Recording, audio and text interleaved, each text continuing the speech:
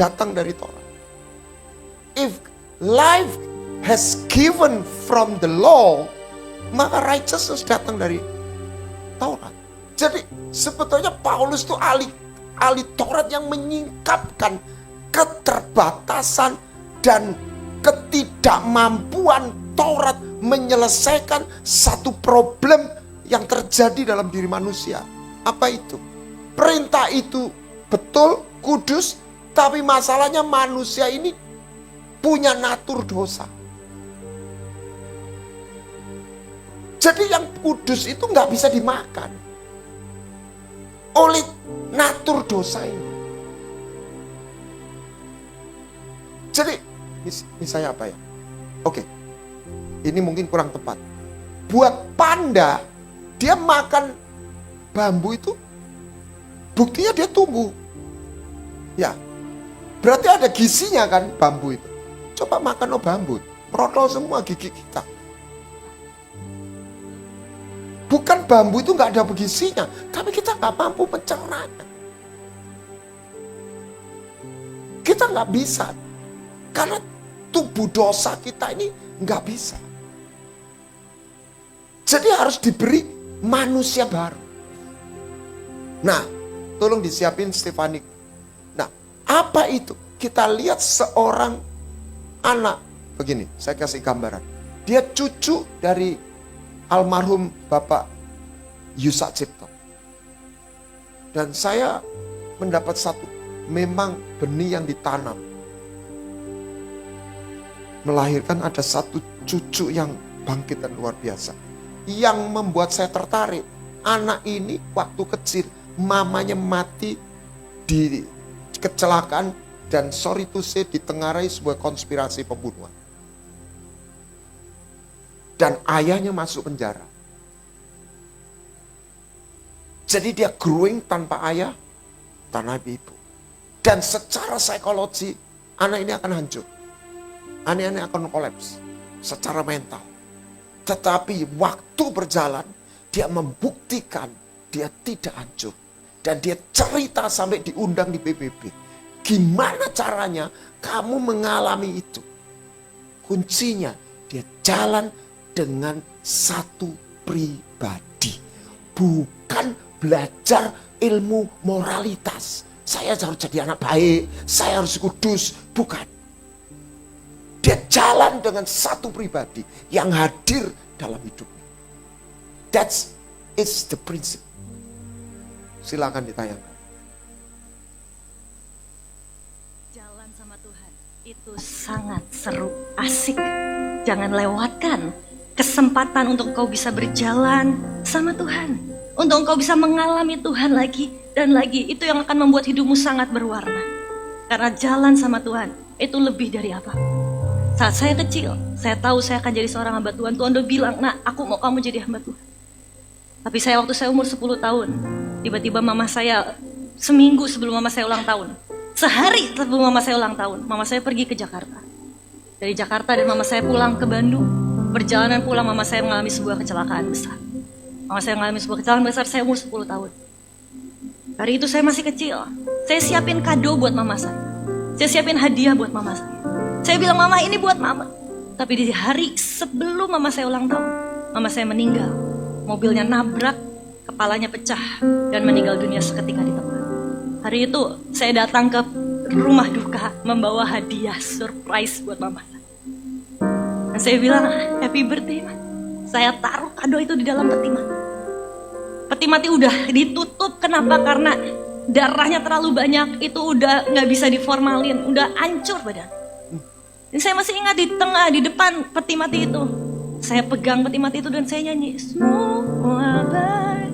semua baik, apa yang telah kau perbuat di dalam hidupku. Saya bilang, Tuhan, engkau boleh ambil mama, tapi aku tahu engkau tetap Tuhan yang baik. Engkau Tuhan yang baik. Gak lama setelah itu papa saya ditipu temannya dan dimasukkan ke dalam penjara. Papa saya waktu di tengah rumah duka bilang, El gak apa-apa, mama meninggal ini yang terbaik, tapi papa akan selalu ada buat kamu. Tapi gak lama setelah itu papa saya ditipu temannya, dimasukkan ke dalam penjara. Papa saya di penjara selama 10 tahun kurang 3 bulan. Dan hari itu saya marah sama papa saya bilang, "Papa bohong. Kenapa papa tinggalin kita?" Saya cuma dengan koko saya berdua, yang akhirnya kami dengan engkong kami. Tapi saya melihat, saudara, itu jalan yang saya pikir, ini kenapa Tuhan kau buat aku semakin turun, kau hancurkan hidupku seakan-akan. Justru di tengah kesendirian saya, justru di tengah kehancuran hidup saya menemukan Tuhan di sana. Saya berjumpa dengan Tuhan yang saya sembah di sana. Dan cerita ini udah membuat saya diundang sampai ke Amerika hanya untuk menceritakan berita kebenaran firman Tuhan. Ke PBB waktu itu, waktu saya umur 17 tahun. Berita pengharapan bahwa orang yang hancur, anak yang hancur gak punya pengharapan, bisa Tuhan pakai dengan dahsyat. Saudara, saya mau bilang hari ini jalan Tuhan, bukan jalan kita. Kalau hari ini Tuhan bawa kamu, Tuhan bawa setiap kita masuk ke dalam lembah yang kelam, percayalah, gadanya dan tongkatnya tetap selalu menyertai kita. Dia tahu apa yang sedang dia lakukan. Apapun yang saudara lewati, apapun yang saudara sedang alami, percayakan hidupmu pada jalannya, karena itulah jalan terbaik. Saat saya melihat hari ini masa lalu saya, hidup saya berkata, Tuhan, kalaupun aku boleh menukar hidup, aku tidak akan tukarkan hidupku dengan siapapun. Dan kalaupun aku bisa mengubah masa lalu, aku akan tetap memilih untuk tetap mama saya meninggal, papa saya masuk penjara, bukan karena saya gak sayang, but because I know that's the best. Itulah yang terbaik yang Tuhan siapkan dan Tuhan sediakan buat kita. Ku sadari kasih-Mu takkan pernah berakhir. Kau berikan arti dalam hidupku. Kerinduanku selalu berada di dekatmu, berjalan dalam kasih dan kebenaran-Mu sampai akhir hidupku. Tuhan berkata, aku menemukan Daud, seorang yang berkenan di hatiku. Saya coba modifikasi, seorang yang mengerti hatiku, sehingga dia melakukan kehendak. Saya percaya, saya nggak memuja. Tidak ada presiden Amerika berani memindahkan kedutaan besarnya dari Tel Aviv ke Yerusalem. Trump melakukan, saya putuskan Yerusalem. Saya bilang, ini gila, saya bilang. Dia berani melawan seluruh dunia untuk dia melakukan apa yang menjadi kerinduan Tuhan.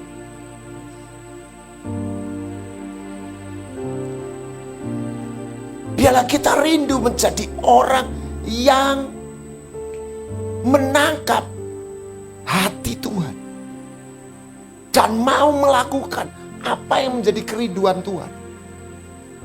Biarlah, slide nomor 3 tolong ditayangkan. Dikatakan, biarlah ucapan mulutku dan renungan hatiku, ya, Engkau berkenan. Tidak seorang pun tahu renungan hati kita, pikiran kita. Ya, kalau perkataan kita masih bisa. Itulah sebabnya kalau seperti puzzle, hakikat yang esensi, kita menyembah Tuhan yang ada, hadir. Makanya Tuhan khotbahnya Petrus apa? Bertobatlah, berikan dirimu dibaptis, maka engkau akan menerima Roh Kudus. Saya refer ke 1 Korintus 13. Kasih Allah, kasih karunia Allah, kasih karunia Yesus, persekutuan Roh Kudus. Dari situ kenapa engkau akan mengalami menerima Roh Kudus, supaya kita tidak berhenti percaya, tapi mengalami kehadiran, sehingga dia tidak menjadi sebuah cerita, dia menjadi ada. Kita sudah belajar di seminar itu, bahkan Musa menantang, coba cari mana ada bangsa mendengar dari tengah-tengah api suara dari langit, Dan di bumi engkau melihat api yang turun di gunung, dan engkau gak mati.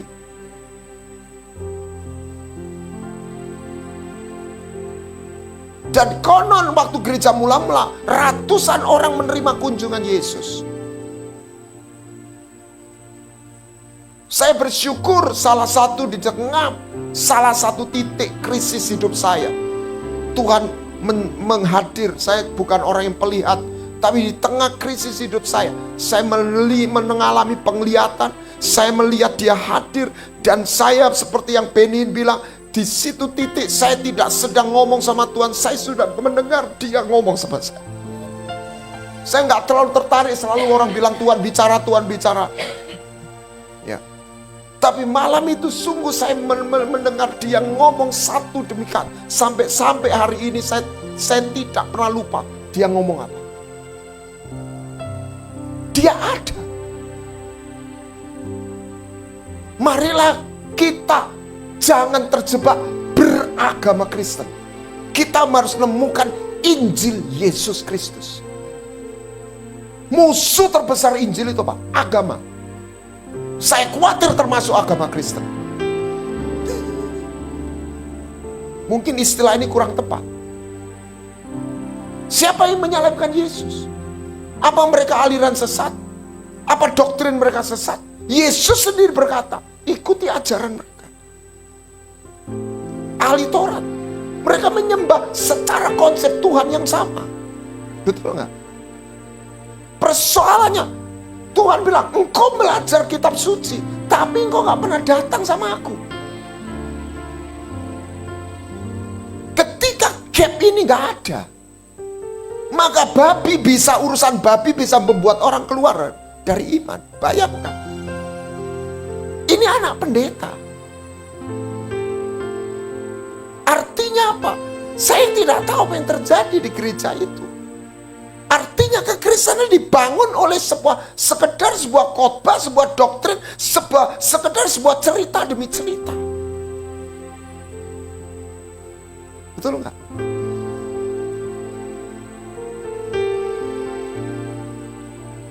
Dan dia nggak pernah ketemu Yesus di mana.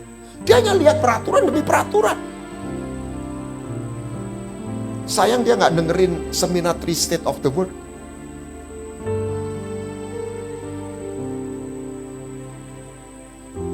Nah, jadi intinya apa yang saya sampaikan.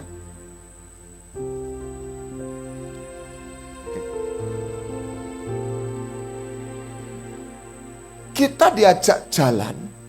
Nah, jalan, saya nggak siapin ayatnya. Bisakah orang berjalan kalau nggak sepakat? Jadi kita harus selaras. Kita harus sekemistri. Bukan soal moral. Tetapi kalau Anda sekemistri, di dalamnya ada moral. Amin. Tapi fokus cara berparadigma kita bukan moral. Bukan jadi orang baik-baik. Tuhan tidak tertarik orang baik-baik. Tuhan itu pakai orang yang suka cari gara-gara malahan ya. Samson gitu ya. Kayaknya Trump itu juga orang yang cari gara-gara. Begitu 200 peraturan yang dibuat Biden itu di take down. Mahasiswa asing yang pro Palestina out. Jadi gimana kita cocok? Kita sekemistri. Yang pertama, ini perenungan pribadi saya. Kuduslah. Jadi jangan dilihat kudus itu perintah moral. Kuduslah engkau sebab aku kudus. Beda ya paradigmanya. Jadi kita lihat Alkitab bukan peraturan. Supaya kita ini kudus. Supaya kita ini cocok. Ya. Maka kau harus menguduskan sebab aku kudus. Kalau engkau gak kudus, engkau gak bisa ketemu aku. Jadi ujungnya apa? About relation. What is a Christianity? It's relation and walking with God in this life. Therefore, God itu harus menjadi God yang bisa mampu membuat satu tercipta persekutuan. Saya makin diyakinan begini. Coba pikir, kita ini mau nemui Pak Prabowo bisa nggak? Nggak bisa. Tapi kalau Pak Prabowo mau ketemu kita, walaupun dia nggak kenal kita, dia mau temu, tinggal wali kota ke mana, lurah ke ini, alamatnya di mana nih, bisa ketemu nggak? Tinggal kasih suratnya lurah atau datang, tolong ngadepin. Jadi kalau yang bawah nggak bisa temu yang atas bisa temu yang bawah. Orang itu nggak sadar, agama itu apa? Coba menemui Allah dengan caranya, nggak bisa. Darah daging nggak bisa. Mau sembahyang 10 kali nggak bisa.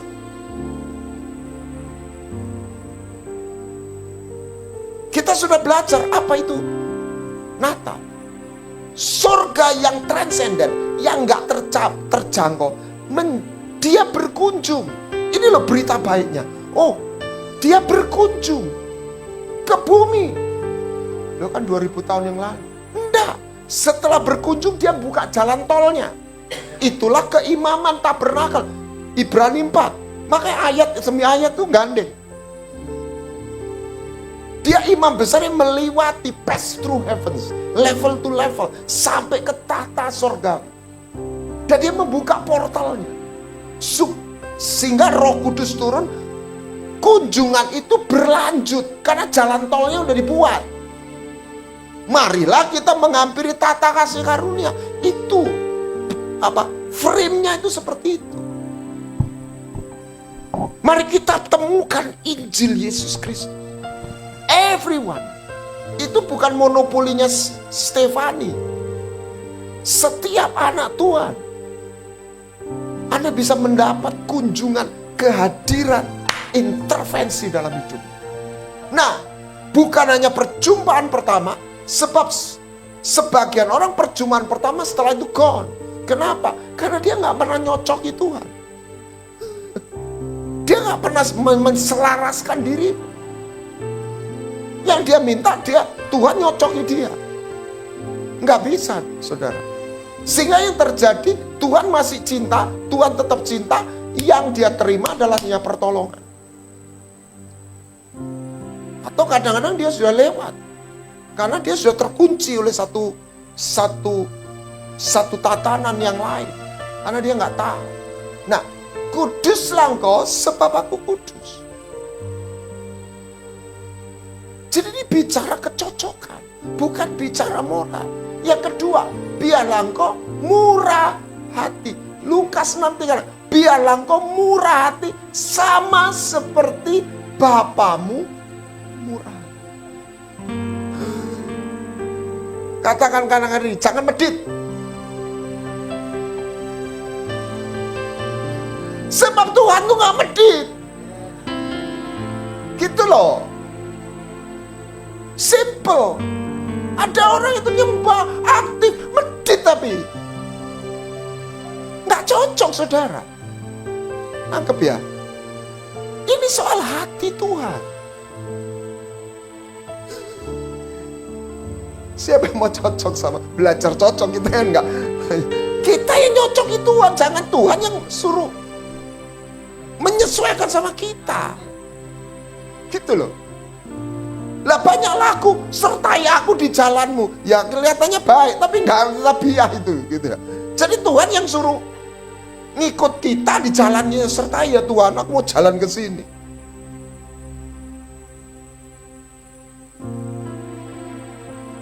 Biarlah engkau murah hati.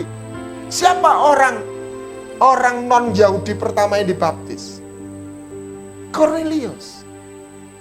Dan Tuhan itu mencatat, ini orang belum kenal Tuhan. Saya ini baru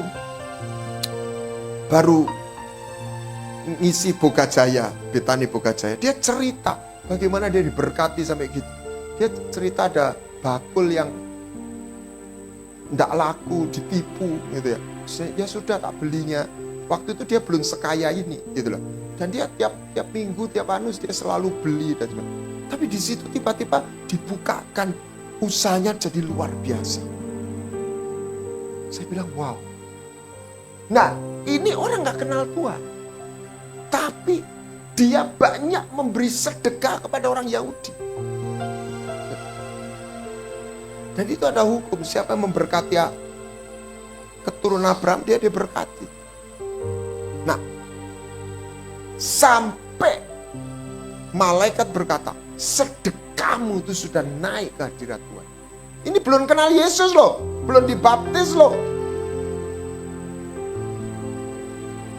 Tapi Tuhan itu sudah tertarik dengan orang yang murah hati. Kenapa Dorcas itu ditangisi? Karena dia suka tolong orang.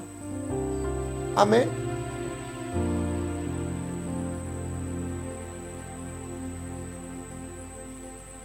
Apalagi. Nah, lihat. Supaya umat kepunyaan Allah itu umat kepunyaan Allah yang rajin apa? Berbuat baik. Kita ini diciptakan untuk pekerjaan baik. Kita umat yang suka berbuat baik. Bahasa Inggrisnya zealous, tekun, bukan sesekali. Hobi berbuat baik.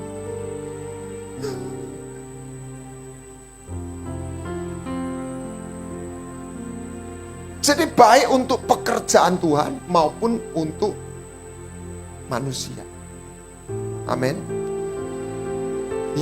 Daud bukan cuma nyanyi, dia bawa uangnya 3.000 talenta emas.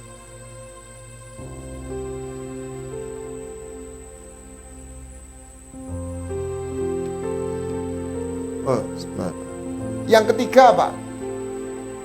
Belas kasihan. Belas kasihan itu salah satu hal yang sangat mendasar. Hosea 6 ayat 6. Aku menyukai kasih setia, bahasa Inggrisnya I desire mercy, compassion, and knowledge of God. Lebih dari korban. Dan itu dikutip, yang ku gendaki adalah belas kasihan. Yang ahli Taurat tidak miliki itu bukan doktrin yang benar, bukan aktivitas. Yang dia tidak miliki adalah belas kasihan. Saya sampai dalam kesimpulan, saya minta, saya nggak percaya Tuhan itu senang cuma dipuja-puja tiap hari. Dan orang yang memuja tidak pernah nangkap hati Tuhan untuk orang. Dan kalau itu gapnya tambah besar, saya khawatir itu menyebalkan. Cuma sama Tuhan. Makanya Pak Doni pernah bagikan, ada banyak ibu-ibu kalau sama Tuhan tuh nangis-nangis tuh, sama orang lain jahatnya minta ampun katanya. Ih gila, saya bilang. Ada orang begitu, ada saudara.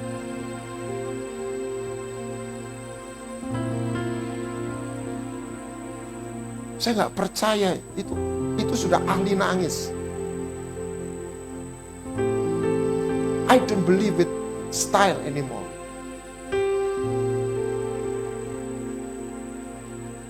Dan saya lihat orang Tuhan pakai itu kayaknya nggak ada kaitannya dengan doktrin yang dia punya. Tuhan pakai Charles Finney yang Armenia, Tuhan pakai Jonathan Edwards yang Calvinis. Kayak Tuhan nggak terlalu peduli dengan aliran teologi yang orang itu punya. Soalnya apa? Ya nggak ada yang sempurna gitu ya kira-kira. Tapi Tuhan cari hati yang cocok. Itu isu utama. Tetapi tetap kita bertumbuh dalam pengertian yang makin benar. Amin. Tapi itu bukan isu utama. Isu utama itu kita ini selaras. Jadi ketika berbelas kasihan, saya selalu katakan, saya bisa khotbah di mana-mana. Kalau misalnya saya bisa khotbah di mana-mana, tapi saya tidak punya rasa belas kasihan lagi, saya melakukan permainan kosong. Dan saya jujur, sebagian orang yang terlibat pelayanan itu ada yang seperti itu. Dia menjadi pelayan atau pengkhotbah yang profesional, atau pemimpin pujian yang profesional. Tapi kita nggak sebut, saya nggak mau cari tahu, cuma saya melihat what's going on.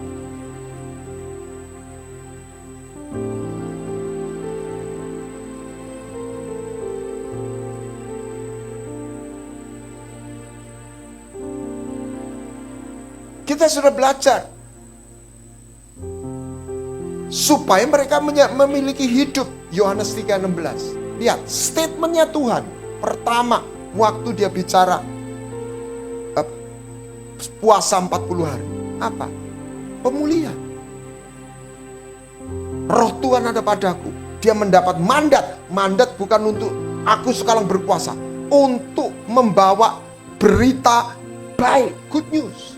Buat orang miskin, buat orang yang patah hati, buat orang yang tertindas. Dia bicara kebutuhan manusia. Amin. Mari kita temukan itu. Doa Bapa kami, permohonan pertama apa? Setelah prinsip gambar besarnya, datanglah kerajaanmu lewat hubungan. Berikan kami roti. Menang atas kebutuhan. Tuhan menyediakan kebutuhan. Dan Tuhan itu terenyuh dengan orang-orang yang mengalami luka, terlantar. Maka dia bergerak, berbelas kasihan. Mari kita minta belas kasihannya. Bukan minta untuk kita nangis-nangis, tapi kita untuk bertindak. Dalam ukuran skala yang masih kecil. Kita Voice of Life ingin lebih melebar. Kita ada pelayanan belas kasihan. Kita mau kembangkan. Ada anak-anak CL juga. Ya. Satu bentuk kepedulian. Ya. Yang mereka nggak punya itu, ahli Taurat itu apa? Belas kasihan. Dan mereka nggak punya kerinduan untuk ketemu Tuhan. Ada orang yang suka dengan aktivitasnya, bukan Tuhannya. Aktivitas itu baik. Poin awal orang bisa berkumpul. Tapi kalau lama-lama orang datang untuk cari sebuah aktivitas, lihat sebuah mengalami suasana. Termasuk hadirat Tuhan. Jangan untuk kita jadikan seperti candu enak. Tapi di balik hadirat Tuhan itu kita belajar menangkap hati Tuhan. Maka Tuhan bilang mereka melihat tidak melihat, mereka mendengar tidak mendengar. Ada banyak orang mendengar suara Tuhan tapi tidak bisa mendengar maknanya atau apa. Therefore is not, kita nggak bisa end into the act of love. We have to find out to see the heart of love behind the act of love. Yang membuat perempuan yang diseret tengah jalan jadi penyembah. Dia nggak hanya lihat pertolongan Tuhan, tapi dia melihat, I can see you now. I can see the love in your. See, dia lihat, dia dapat di balik itu. Amin. Itu yang mengubah kita.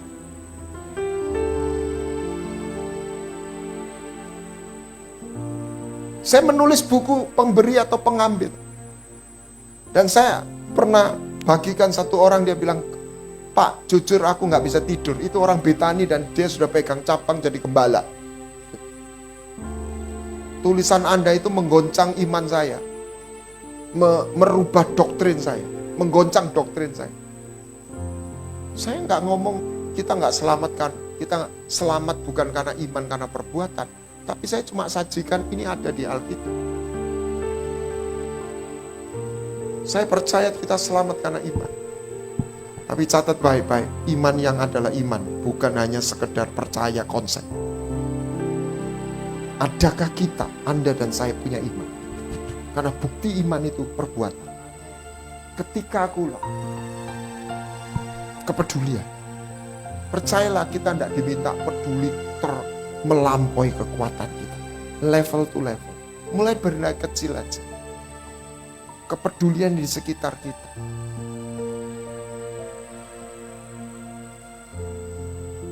Yang keempat apa? Long suffering. Sabar. Sabar itu bahasa Inggrisnya itu bagus. Long, panjang. Suffering. Menderita. Jadi untuk sabar, Anda harus rela sakit.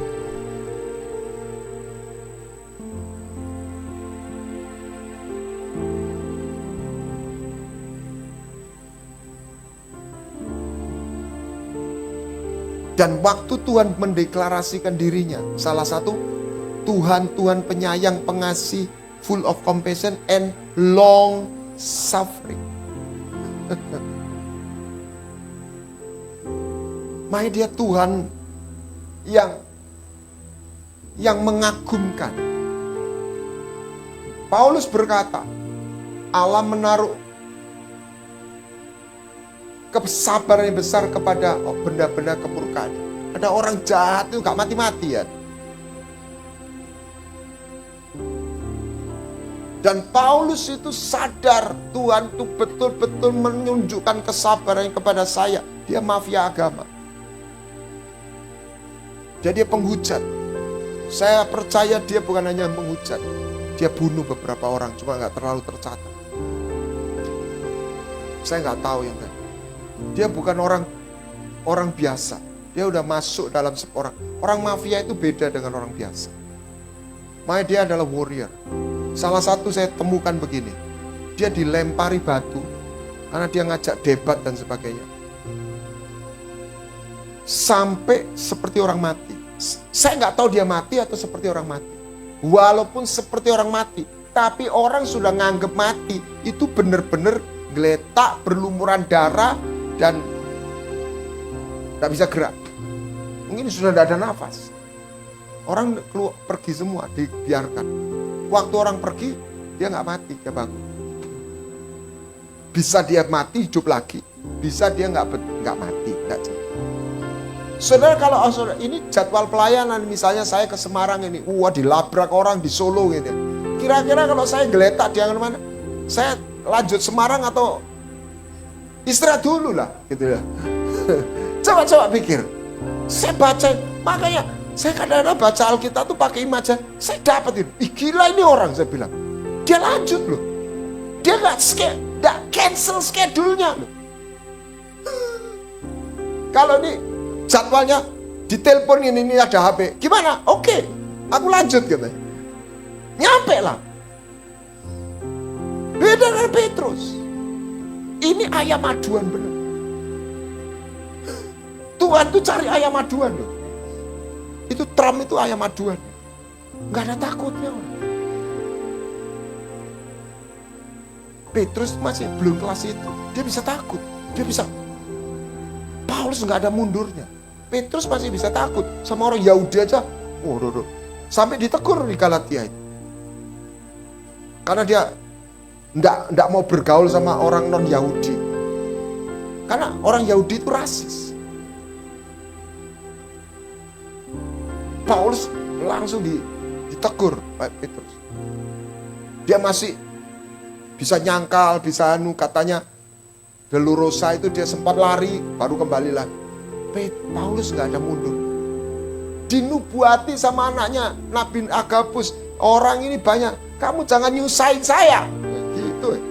Kalau Anda dapat nubuat gitu, aduh puji Tuhan, selamat Tuhan. Saya gak jadi, setuju mas. Ini orang gila, kamu jangan nyusahin saya. Kok mati pun siap katanya. Aku gak tahu, tapi aku tahu cuma penjara dan sengsara menanti aku. Dan itu persis sama guru. Tuhan tuh lihat mengarahkan Yerusalem, dia tahu dia mati di Yerusalem. Tapi dia nggak menjauh. Makanya waktu dia temui Pak Lazarus, itu Thomas ngamuk-ngamuk. Nah ini kan harus dilihat geografi, lokasi. Itu di mana itu? Di Betania. Itu dekat Yerusalem. Ini dia udah dicari nih. Dia udah residivis ini, sudah orang wanted gitu. Nah mestinya kan lari menjauh. Kalau dia ke Betania, dia akan ditangkap. Karena itu aparat-aparat itu di sana. Makanya Thomas kompeten, ayo kita mati bersama. Sambil ngomel gitu loh. Gurunya Edan ini. Jesus is radical. Dia itu radikal. Muridnya, aku enggak tahu. Yang aku tahu penjara dan sengsara, tapi aku nggak peduli dengan hidup. Ini bukan ini, tapi ini.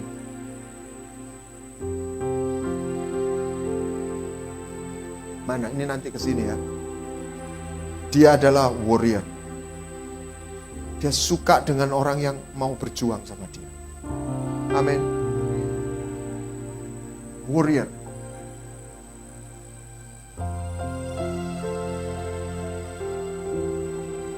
Bentar.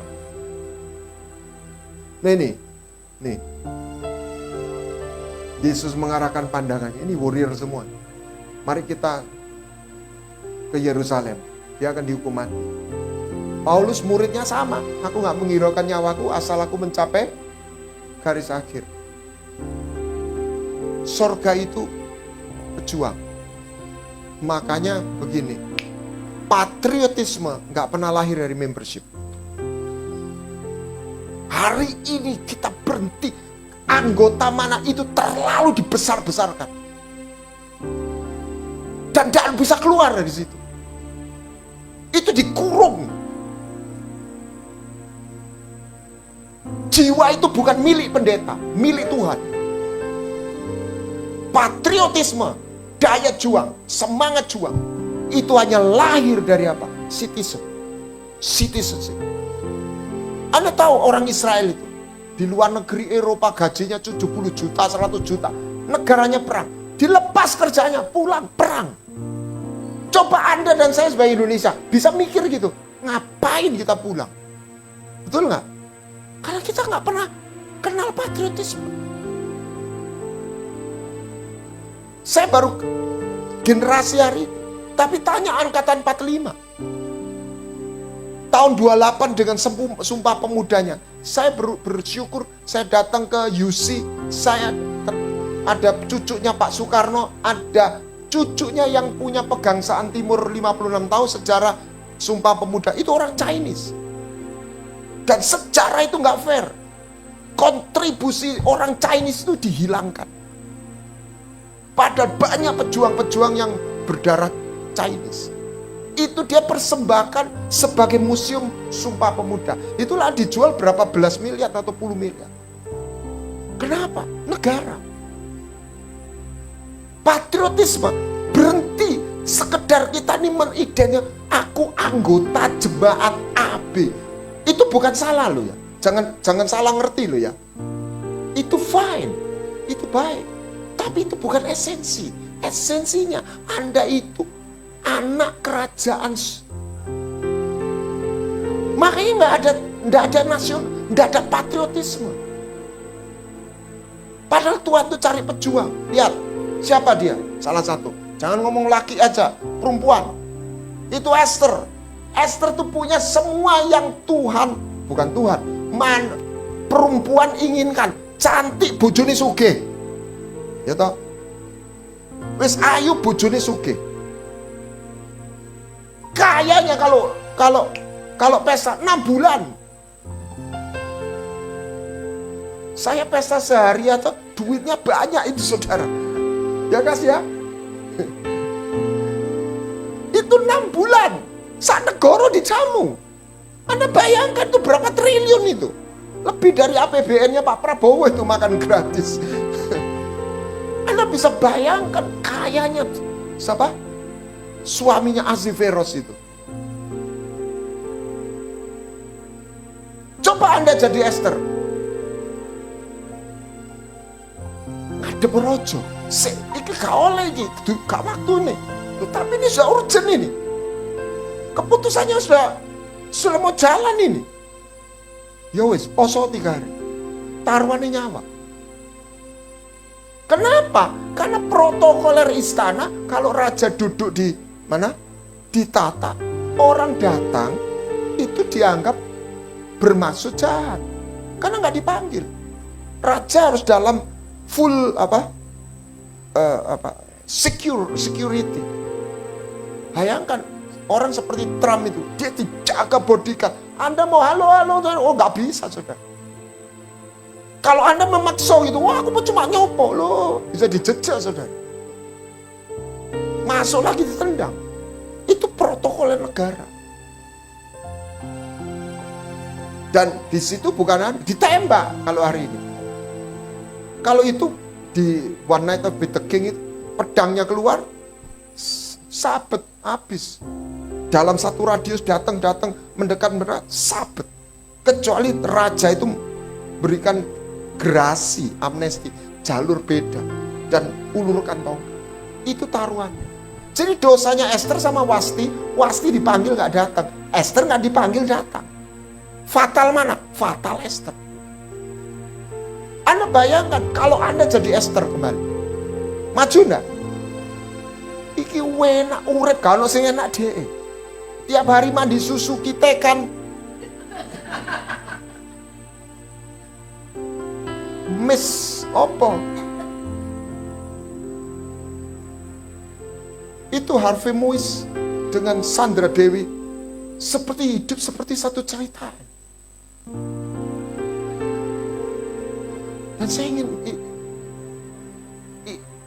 menyayang. Saya ngomong gini bukan mengutuki, mencibir. Saya nyeman. Kenapa?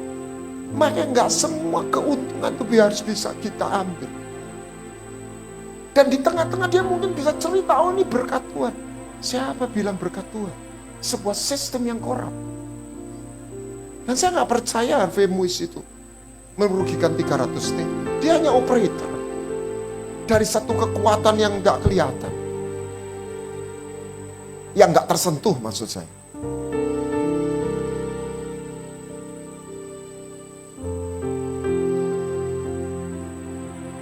Ini yang keenam, yang kelima apa tadi? Biarlah engkau setia. Namanya Tuhan itu setia. Kata setia sama iman itu punya kata yang sama kalau bahasa Inggris. Faithful sama faith. Amin. Semua itu jangan dilihat sebuah perintah. Keselarasan. Setia, aku ini setia. Aku Tuhan yang setia. Dan kalau kita baca, bisa merenung melihat kesetiaan Tuhan. Mengharukan. Orang Israel sudah kayak begitu bunuh Tuhan Yesus. Merosal. Tuhan gak buang. Luar biasa.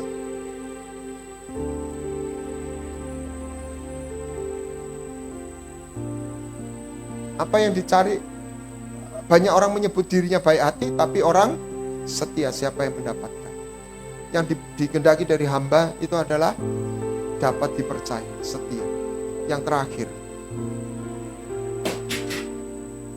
buat saya kata sempurna, biarlah engkau sempurna, ya, tapi supaya lebih kontekstual ya. Buat saya begini, excellent. Kita nggak bisa, mungkin hampir nggak, saya bukan tidak beriman, tapi artinya bukan soal kesempurnaan. Nyatanya sampai hari ini belum ada orang yang rapture duluan seperti Elia. Tapi biarlah kita punya roh yang excellent. Excellent itu bukan sekedar you do a great thing, but you do with a different spirit, with all your heart, with all your mind. Amin. Jangan jadi orang biasa. Katakan kanan kiri. Anda nggak harus hebat, tapi jangan jadi orang biasa. That's the idea. Karena Tuhan itu excellent. Oke. Dan gimana kita selaras? Kita bisa jalan. Covenant. Masuk dalam covenant.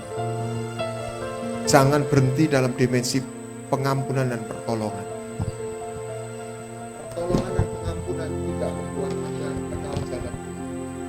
Hanya lewat perjanjian Anda kenal jalan Tuhan. Persoalan bangsa Israel 40 tahun. Mereka bukan tidak diampuni, mereka bukan tidak ditolong. Mereka tidak mengenal jalan Tuhan. Mereka sesat karena mereka tidak kenal jalan. Jadi ini kalau mau ekstrim, mau keras, khotbah keras. Kalau ada orang 10 tahun ke gereja, dia nggak tahu panggilannya. Artinya dia nggak pernah masuk dalam dimensi perjanjian. Ketika you masuk dalam perjanjian, kau akan terima jubah. Kau yang menemukan your identity. Yang kedua, kau akan terima sepatumu. You will find out your calling in your life. Yang ketiga, kau akan menerima otoritas mandat level to level. Bukan saya yang merumuskan firman. Pintu masuknya apa? Bagaimana new man ciptaan baru terjadi. Covenant. Bukan pengampunan. Transformasi hanya terjadi lewat covenant, bukan lewat pengampunan. Warrior, spirit of warrior hanya terjadi lewat if you live in the paradigm of citizenship. You are the son of kingdom, bukan member. Tapi dalam praktisnya kita ini harus bermember, menjadi jemaat, sebuah anggota gereja. Ya, tapi dalam perspektif kita nggak berhenti di situ. Kita adalah batu yang hidup dalam sebuah bangunan roh. Jadi bangunan itu kan bagian-bagian.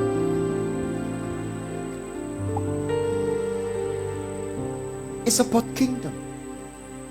Satu raja, kerajaan yang berbeda. Sebab rajanya berbeda. 5. Lihat di kitab Wahyu, Bapa disembah karena dia memberi kehidupan. Anak terpuja karena engkau telah disembelih, engkau membeli kami. Jadi mereka nyembah bukan kamu raja, kamu bos, bukan. Karena sosok ini sudah memberi kebaikan, sudah menolong, sudah. Jadi begini, agama adalah terus memerintah, kasihlah Tuhan alam, layani dia, makanya lebih hasil mati buat dia.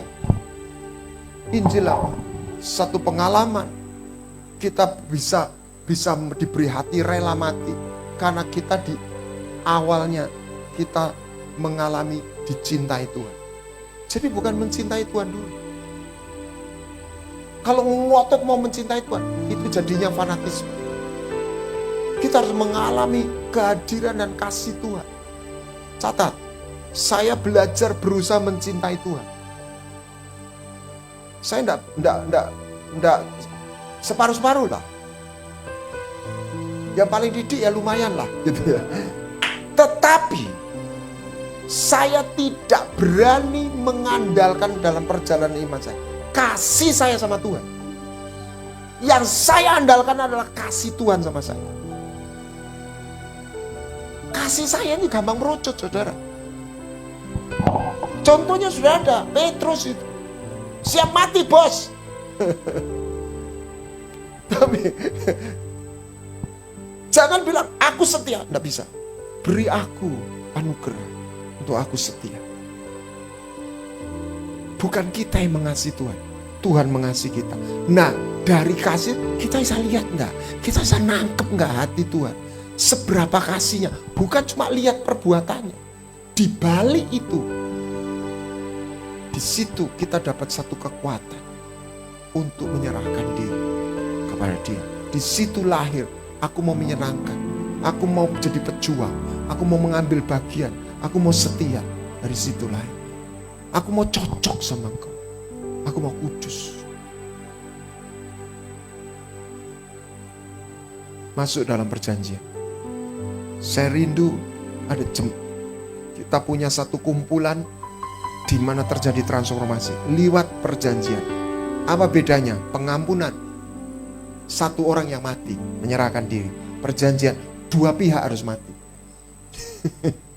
Itu masalahnya, karena tidak semua orang. Karena yang suruh mati cuma Tuhan Yesus. Susahnya mati itu nggak bisa sekali. Kalau sudah hilang-hilangan sekali, besok suruh mati lagi, itu yang susah, saudara. Mati untuk ego ini.